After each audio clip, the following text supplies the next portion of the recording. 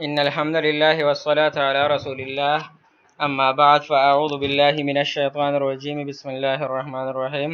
Subject Islamic Studies Class 8 Teacher Yasin Khan Lecture number 36 باب اول ناظرہ قرآن کریم پارہ 21-33 سورہ یاسین رکوع نمبر 1 بآواز قاری علی جابر. بسم الله الرحمن الرحيم ياسين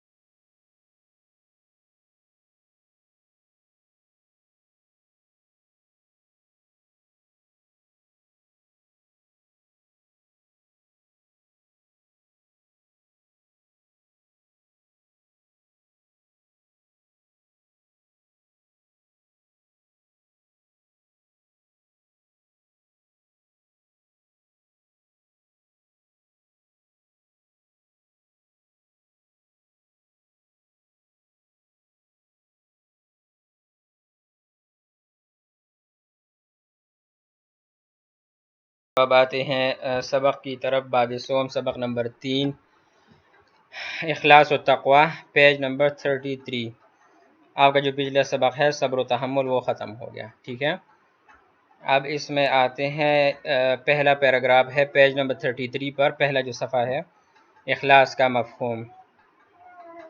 اخلاص کا مفہوم کیا ہے؟ تو اخلاص کا مفہوم یہ ہے جو نیک کام بھی کیا جائے دنیاوی غرض، نمود و نمائش اور شہرت یا معاوضہ کے بغیر صرف اللہ تعالیٰ کے حکم کو پورا کرنے اور اس کی خوشنودی حاصل کرنے کے لیے کیا جائے، اسی کو اخلاص کہتے ہیں.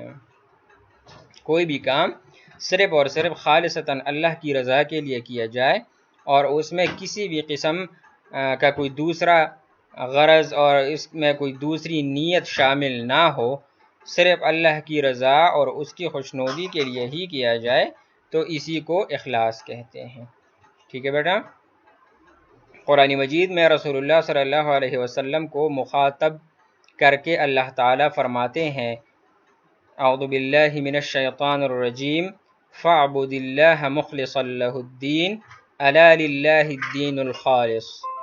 سورہ زمر آیت نمبر 3. ترجمہ: تو اللہ کی عبادت کر خالص کرتے ہوئے اطاعت گزاری کو اسی کے لیے.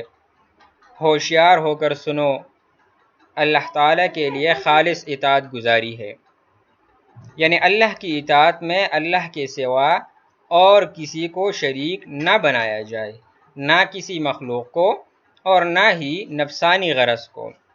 ٹھیک ہے. قرآن کریم میں تقریباً 7 مقامات پر اللہ تعالیٰ نے ارشاد فرمایا مخلصین لہ الدین. سورہ البینہ. ترجمہ: اطاعت گزاری کو اللہ کے لیے خالص کرتے ہوئے. ہم جو بھی کام کرتے ہیں اس کی 2 شکلیں پیدا ہوتی ہیں.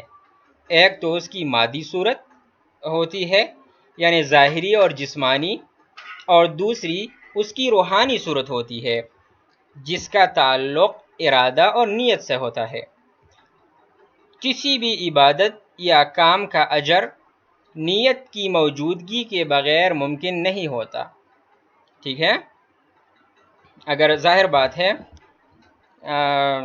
اگر آپ کوئی عبادت وغیرہ کرتے ہیں، ٹھیک ہے، نماز کے لیے نیت، آپ ظاہر بات ہے نماز کی نیت کریں گے، نماز پڑھیں گے کہ میں کون سی نماز پڑھ رہا ہوں، تو اس سب کا دار و مدار یہ نیت پر ہی ہے، ٹھیک ہے بیٹا۔ اب اگر کوئی آدمی آئے، اس کے ذہن میں نہ تو کوئی نیت ہے اور کسی قسم کا، بس ویسے ہی کھڑا ہو جائے، کانوں کو ہاتھ لگائے اور کھڑا ہو جائے اور 4 رکعت اوپر نیچے ہوتا ہے، تو اب اس نے اس کی کسی بھی قسم کی نیت نہیں تھی، ٹھیک ہے بیٹا، تو اب اس کو اجر نہیں ملے گا، ظاہر بات ہے پتہ نہیں اس نے کیا کیا ہے۔ ہاں، اور نیت، پھر نیت کے بارے میں ایک بات سمجھا دوں کہ بعض لوگ یہ سمجھتے ہیں کہ زبان سے کہنا، ٹھیک ہے، نیت اس کو کہتے ہیں کہ ہم زبان سے کہیں کہ مثال کے طور پر ظہر کے 4 رکعت فرض نماز ادا کر رہا ہوں، ٹھیک ہے، تو یہ زبان سے ادا کرنا ضروری نہیں ہے، حال اس پر ثواب تو ملتا ہے، ٹھیک ہے۔ نیت اصل میں دل کے ارادے کو کہتے ہیں۔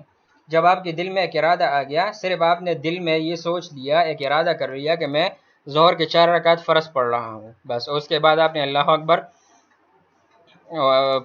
کہہ کر جو ہے نا کھڑے ہو گئے، تو بس آپ کی یہ نیت ہو گئی ہے، ٹھیک ہے۔ ہاں، زبان سے ادا کرنا، ٹھیک ہے، یہ ضروری اور فرض نہیں ہے۔ ہاں، اگر آپ زبان سے ادا کرتے ہیں ثواب ضرور ملے گا آپ کو اس پر، لیکن زبان سے ادا کرنا ضروری نہیں ہے، بلکہ نیت کا تعلق دل سے، آپ دل سے ارادہ کر لیں میں ظہر کے 4 رکعت فرض پڑھ رہا ہوں یا وغیرہ وغیرہ، ٹھیک ہے، تو بس آپ کی نیت ہو گئی ہے اور پھر آپ کو اس پر اجر ملے گا انشاءاللہ۔ لیکن اب دل میں ارادہ بھی نہیں ہے، نہ زبان سے کچھ کہا اور ویسے ہی کوئی آدمی کھڑا ہو جائے، تو یہ ویسے ایک عبث کام کر رہا ہے، ٹھیک ہے۔ تو یہ مطلب ہے کہ کسی بھی عبادت یا کام کا اجر نیت کی موجودگی کے بغیر ممکن نہیں ہوتا، اسی لیے اخلاص کے بغیر اسلام میں نہ تو عبادت قبول ہوتی ہے اور نہ ہی اخلاق و معاملات عبادت کہلاتے ہیں، ٹھیک ہے۔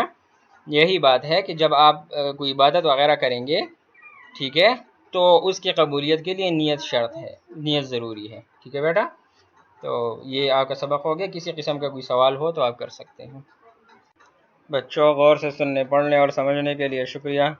رب کریم سے دعا ہے کہ وہ آپ بچوں کو کامیابی عطا کرے اور ملک و ملت اور معاشرے کی دینی و دنیاوی ترقی کا سبب بنائے، آمین۔